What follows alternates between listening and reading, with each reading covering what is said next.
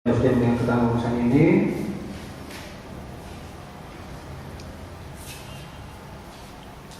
Ahli adalah sebagai kasubdit kajian kebijakan dan bantuan keterangan ahli dan pengalaman ahli di bidang pengelolaan keuangan daerah. Ahli juga dengan untuk bagian keterangan ahli bahwa berdasarkan peraturan Menteri Dalam Negeri nomor 13 tahun 2006 tentang pedoman pengelolaan keuangan daerah yang telah diubah dengan Permendagri nomor 59 tahun 2007, mekanisme penyusunan APBD adalah sebagai berikut. Poin A sampai dengan poin O.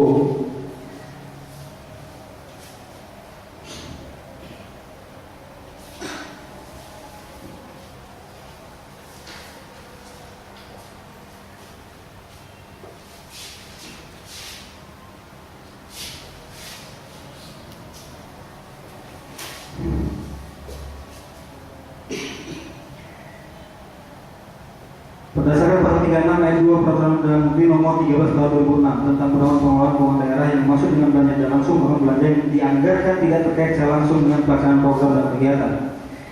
Berdasarkan pasal 10 Permendagri nomor 13 tahun 2006 tentang pedoman pengelolaan keuangan daerah, tugas penggunaan anggaran adalah poin A sama dengan poin G.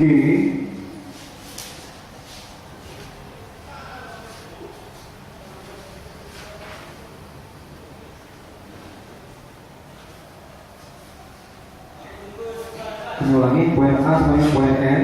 Kemudian berdasarkan pasal 11 ayat 3 Peraturan Dalam Negeri nomor 59 tahun 2007 tentang perubahan atas Peraturan Menteri Dalam Negeri nomor 13 tahun 2006 tentang pedoman pengelolaan keuangan daerah, tugas kuasa penggunaan anggaran adalah melaksanakan tugas yang dilimpahkan oleh penggunaan anggaran meliputi poin A sampai dengan poin G. Sedangkan berdasarkan pasal 55 ayat 1 dan ayat 2 Peraturan Menteri Dalam Negeri nomor 55 tahun 2008 tentang tata cara penatausahaan dan penyusunan laporan pertanggungjawaban bendahara keuangan serta penyampaiannya, bendahara pengelolaan SKPD bertugas untuk menatausahakan dan mempertanggungjawabkan pengeluaran uang dalam rangka pelaksanaan APBD pada SKPD, sedangkan wewenang bendahara pengeluaran SKPD adalah sebagai berikut. Poin A sampai dengan poin F. Bendahara pengeluaran PPKD bertugas untuk menatausahakan dan mempertanggungjawabkan seluruh pengeluaran PPKD dalam rangka pelaksanaan APBD, sedangkan wewenang bendahara pengeluaran PPKD adalah sebagai berikut. Poin A sampai dengan poin C.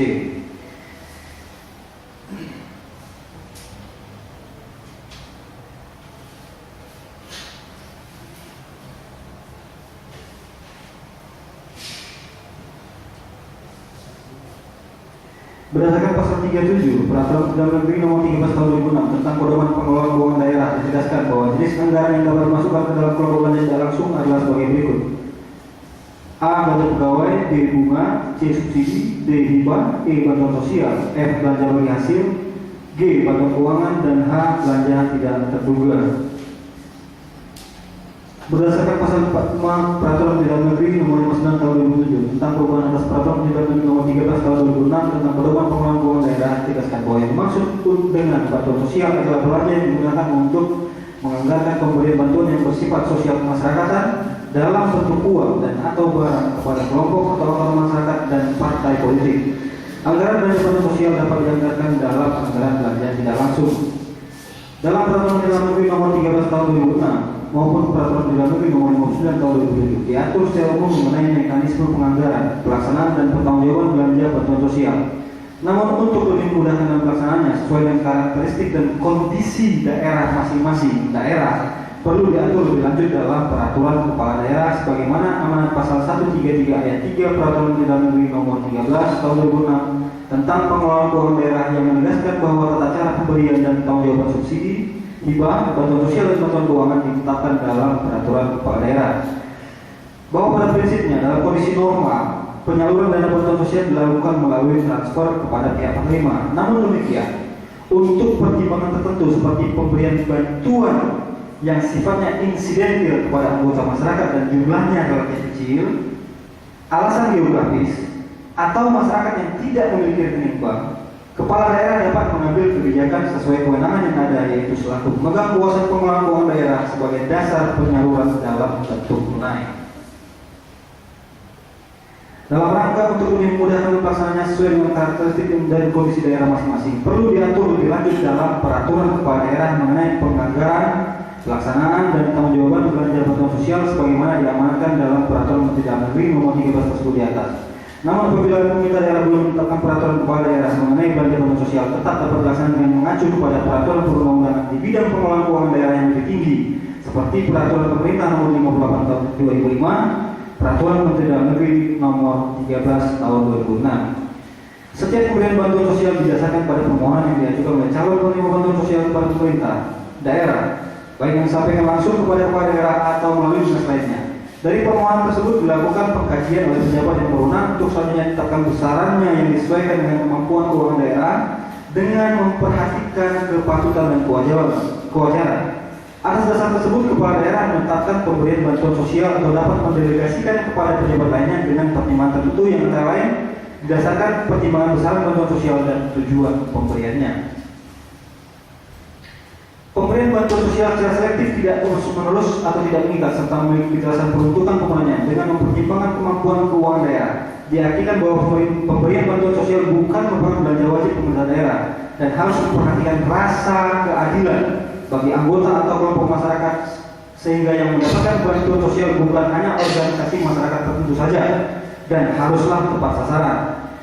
Penyaluran bantuan sosial yang digunakan oleh pengurus partai politik untuk keperluan antara lain menghadapi pemilu serta biaya kegiatan partai politik tidak sejalan dengan amanat pasal 45 ayat 2 Permendagri nomor 59 tahun 2007 karena kegiatan tersebut tidak dalam rangka sosial kemasyarakatan.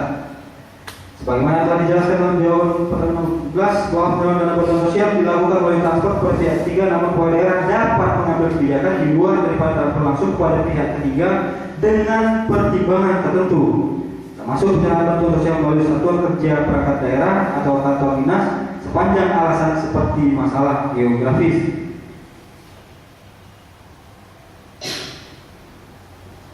Sebagaimana dijelaskan dalam jawaban pertanyaan sebelumnya bahwa bantuan sosial itu diberikan kepada anggota atau kelompok masyarakat dan harus jelas peruntukannya, sehingga pemberian bantuan sosial yang bukan untuk anggota atau kelompok masyarakat dan tidak jelas peruntukannya pada prinsipnya tidak dibenarkan. Demikian keterangan ahli yang dibacakan, ya. Ya, demikiannya inti-inti keterangan ahli yang tidak hadir kemudian dibacakan pendapatnya dari DP. Nanti tanggapan terhadap pendapat ahli barangkali disampaikan dalam pemilihan saja Pak Rinda dan Pak ahli, ya. Demikian juga pendapat Jokowi. Jadi dengan selesainya pembacaan pendapat ahli dalam BAP, maka seluruh rangkaian dari pemeriksaan sudah selesai. Berikutnya adalah kesempatan penuntut umum untuk mengajukan tuntutan pidana. Ya, jadi setelah kami bermusyawarah, jadwal untuk pengajuan tuntutan pidana dari penuntut umum adalah seminggu. Kita harus cek dulu karena memang SOP tidak dengan SOP.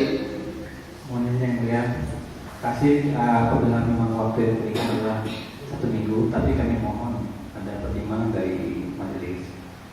Karena perkara ini adalah 2 perkara, yang pertama, kedua, bahwa perkara ini secara berjenjang mekanisme penuntutannya adalah dilakukan melalui pimpinan-pimpinan baik di Kejaksaan Tinggi maupun di Kejaksaan Agung. Kami mohon apabila memang dimungkinkan, kita juga belum menerima perintah langsung dari Kejaksaan Tinggi atau Kejaksaan Agung bahwa kita harus menyampaikan rencana penuntutan kepada pimpinan yang tinggi, tapi kita baru menerima informasi saja ini, ya. Jadi mungkin butuh waktu yang lebih dari 1 minggu untuk menyusun tuntutan.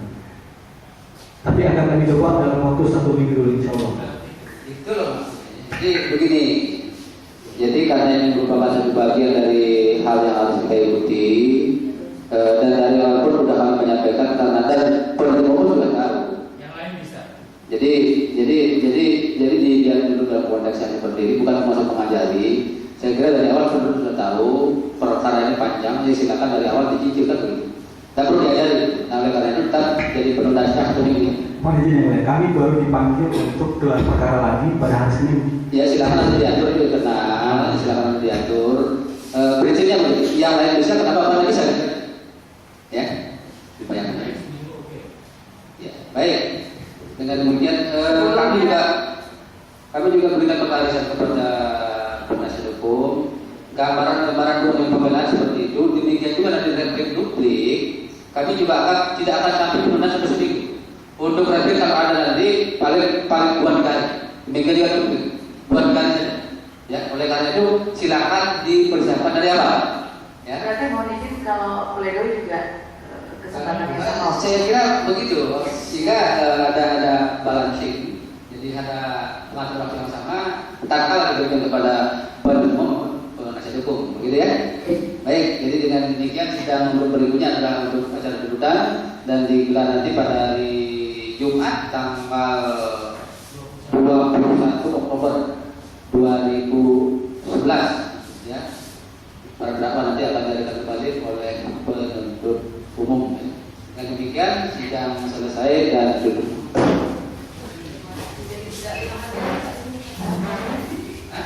Jadi tidak 6 hari stay turun-turun lagi.